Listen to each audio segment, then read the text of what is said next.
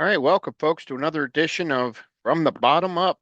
Today we've got No Doubt with Rock Steady, their fifth studio album that came out on December the 11th in 2001 on Interscope Records. It peaked at number 9 and went double platinum. Features multiple producers and 12 tracks taken away in the introduction, which really is like kind of like the beginning of one of the songs here. It's really short, so we're not going to count the intro. So we're going to start right in. Let's dig right in here. Number 12. I've got Waiting Room, which is an interesting track because one of this is the only song here that's produced by Prince, No Doubt, and Mark Spike Stent. But I don't know. This song just didn't really do anything for me. I'm not really a big fan of this song at all. That's why I've got it at number 12, despite Prince, being involved here.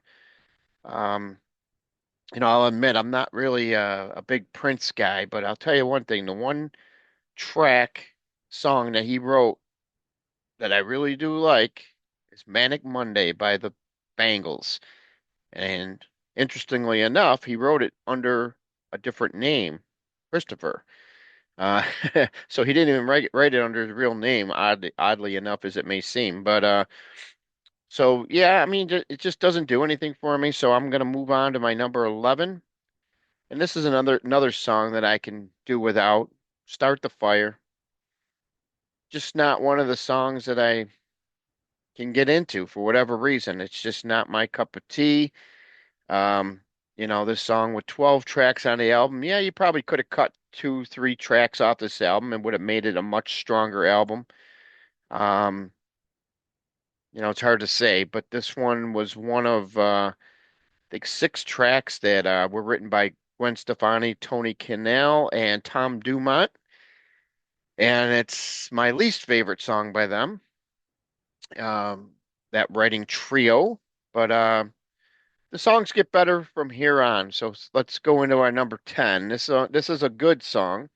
I've got Making Out, which was written by the threesome of Stefani, Cannell, and Dumont. Um, Although I call it a decent song, Rolling Stone actually trashed this one. They called it lame. Good old Rolling Stone. They're always making harsh judgments. They've been wrong so many times in their storied history on albums and songs that I could care less. All right, and that's going to take us to number 9, and that's going to be Detective, another track written by that threesome of Stefani, Cannell, and Dumont. This one is definitely is where the album really starts to pick up.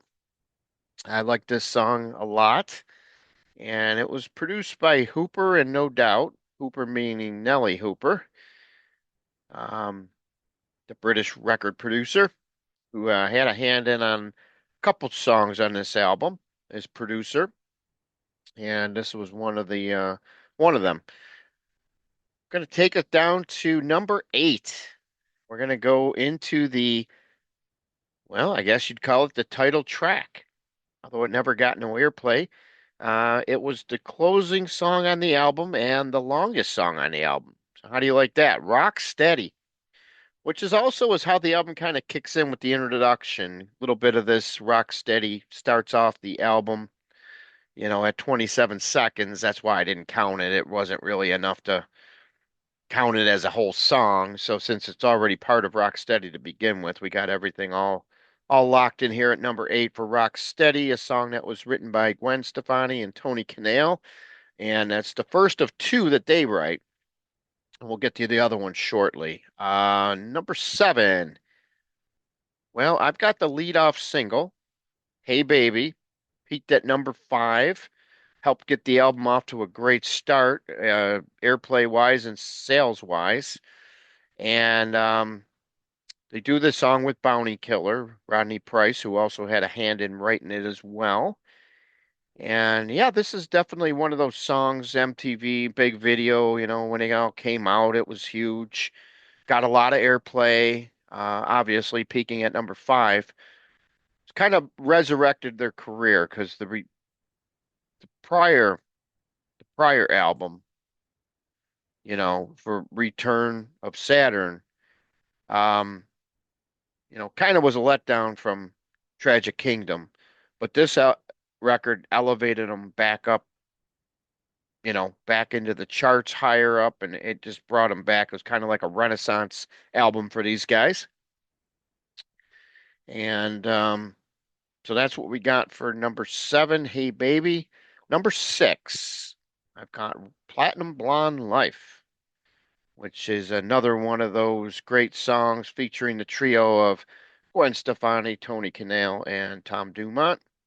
And this one, yeah, definitely a much better song. It's very, very good. I like it. And it was produced by No Doubt along with Rick Ocasek from the Cars. And that makes that song even better with him on here, leading the way with the production. And man, I wish there would have been some more Mr. Ocasek on this album, which there is a little bit more. We'll talk about that one shortly. Number five, we've got In My Head. And this was another song that was trashed by Rolling Stone, which, they can suck it for all I care. I like the song. I think it's one of the highlights on the album, and that's why I've got it at number five, In My Head. Number four, this is the second song that was written by Tony Canale and Gwen, and it's none other than Running, which peaked at number 62 on the charts. And they call it a failure as a single, because obviously it didn't crack the top 40, but I like it. I mean, I got no issues with this song. Yeah, maybe it didn't chart as high as some of the other ones, but it's a good song. Perhaps there was more competition out there at the time. Many times throughout the history of recorded music has there been a song that's been really, really good that for whatever reason's been, left off the charts or didn't peak as high as people had hoped, not because of the song itself, but because of the competition of the songs out there at the time. So a lot of things to come into play, obviously.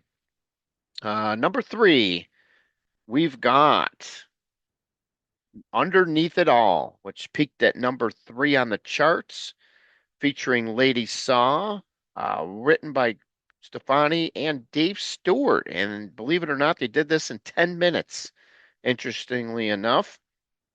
It turned out to be the highest charting song on the album. Definitely one that stands out with the vocal.